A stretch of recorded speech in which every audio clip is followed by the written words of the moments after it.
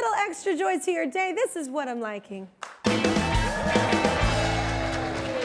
So last season we met a woman named Lisa who wanted to cheer up some kids in her neighborhood. So she conjured up a fantastical world filled with fairies where children could engage. And adults, if you're into that kind of thing. It was a hit, I love it. It was a hit, and the kids started writing letters to the fairies and getting responses. Let's take a look back right now.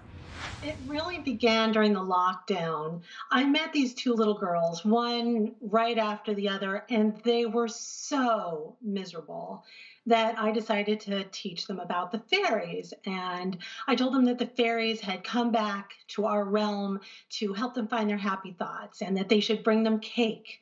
And then one of the little girls came back to my door and knocked on the door and asked if the fairies lived in my garden. And I told them that what we really needed to do was make a space for them. And we would get a door and the fairies would come through. And Amazon came through and so did the door. And then the fairies magically appeared and started writing to the children. No joke, after the show, I literally built a whole fairy garden in my backyard with my children. No joke, we were really into it. Since then, the fairies have found a second home. Usually we do this segment virtually, but come on, I could not resist the opportunity to meet another former guest in real life and fairy lover. So Lisa's here to share the update. Give it up for Lisa, y'all. So what's the latest with the fairies? Well, I don't know if you've ever heard of a witness tree. No. But the fairies were a witness to the pandemic. And so they're being honored and they're being put into the Library of Congress for being a witness to the trials that people went through, a help, and now a historic landmark. Aww. Which means that the Kelly Clarkson show, or maybe I should call it the Fairy Clarkson show. I'm into that one. Yes, I'm into that one. Is going to be immortalized in the Library of Congress as part of American history for the pandemic. Oh my gosh, that's so cool. So, but fairies still live in your neighborhood, right?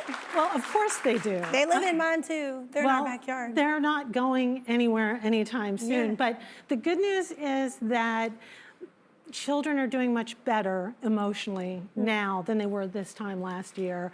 But what we did find out is that when everybody went back from virtual to being in person, all of their bullies came in person too.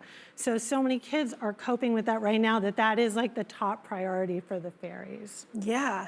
Thank you so much, Lisa. I'm Thank liking your post right now. And that's not all. Our season-long partner, Pilot Pin, the go-to pin of the Kelly Clarkson Show, thinks what you're doing is so important. So in recognition, they'd like to use their G2 gelling pin to write you a check for $1,000. How's that sound? Whoa. Yeah! Yes! You can do a lot of cool stuff for the fairies with that.